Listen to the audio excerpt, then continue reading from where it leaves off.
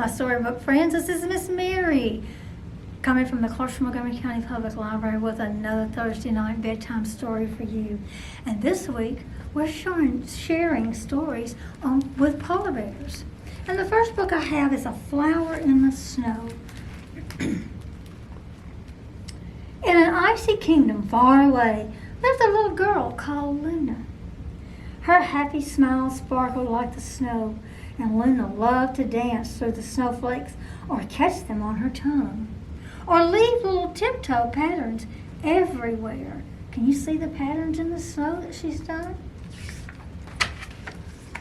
But there was one thing Luna loved more than all of these.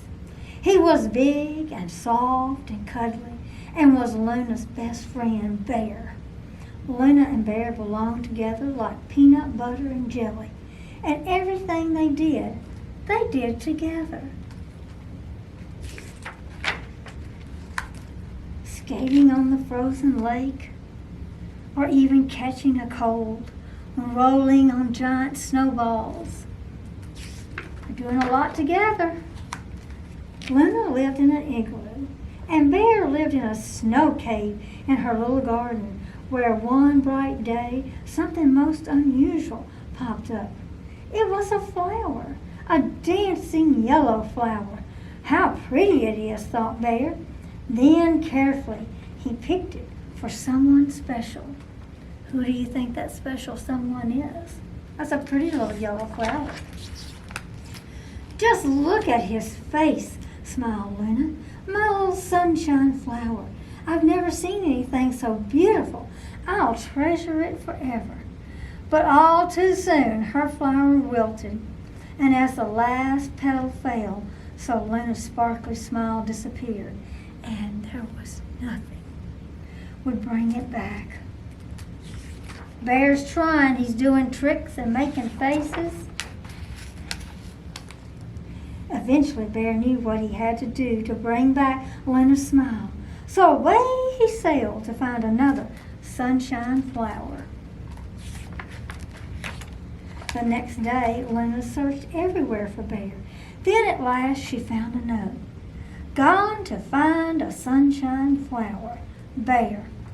From then on, every night Luna would gaze at the moon. Please come home tomorrow, Bear, she whispered. And every morning she'd rush to his cave and peep through the little window.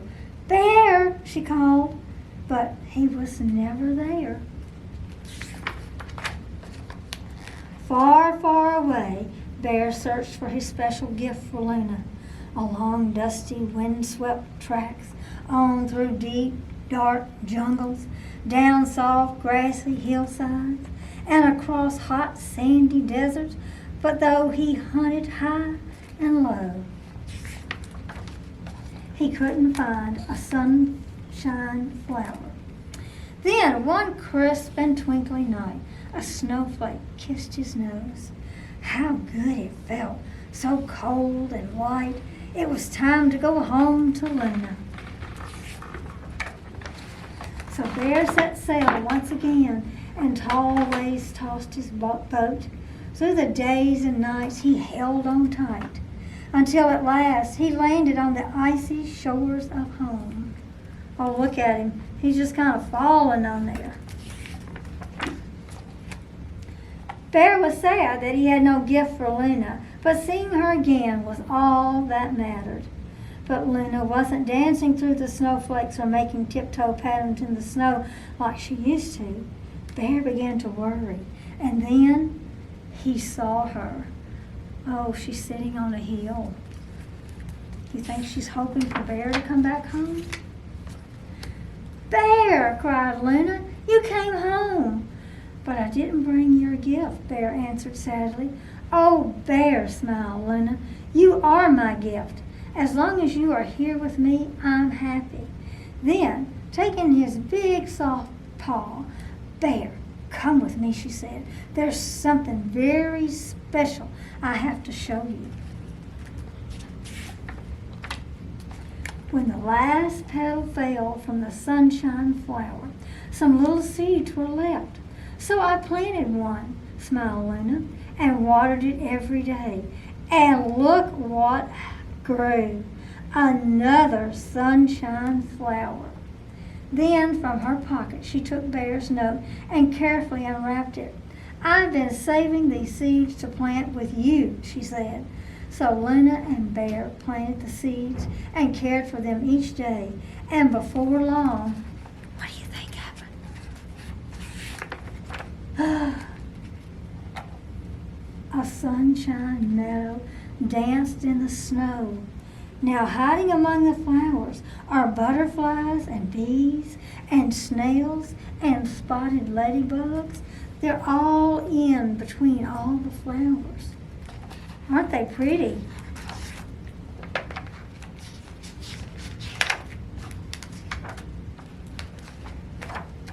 And two very best friends. And they're just laying in the snow enjoying all of the pretty sunshine flowers. So that is called a flower in the snow. Did you know flowers could pop up in the snow? The book says they can. I have another book here tonight that's called There's a Bear in My Chair by Ross Collins. That looks kind of like a big bear. And what do we have down here? Is that a little mouse? Oh my. There's a bear on my chair. Look at Mr. Mouse. And there's Mr. Bear. I don't think Mr. Mouse is real happy. He is so big it's hard to share. There isn't any room to spare. We do not make a happy pair. A mouse and a bear with just one chair. Mr. Mouse is really trying to tackle Mr. Bear to get him out of his chair. When I give him a nasty glare, he seems completely unaware. I don't know what he's doing there. That bear who's sitting on my chair. What do you think he's doing? Looks like he's reading the newspaper to me right now. I must admit, he has some flair. He has fine taste in leisure wear, and fond of how he does his hair. But still I wish, he was not there. Oh, do you think he's kind of dressed like Elvis? Look at that hairdo.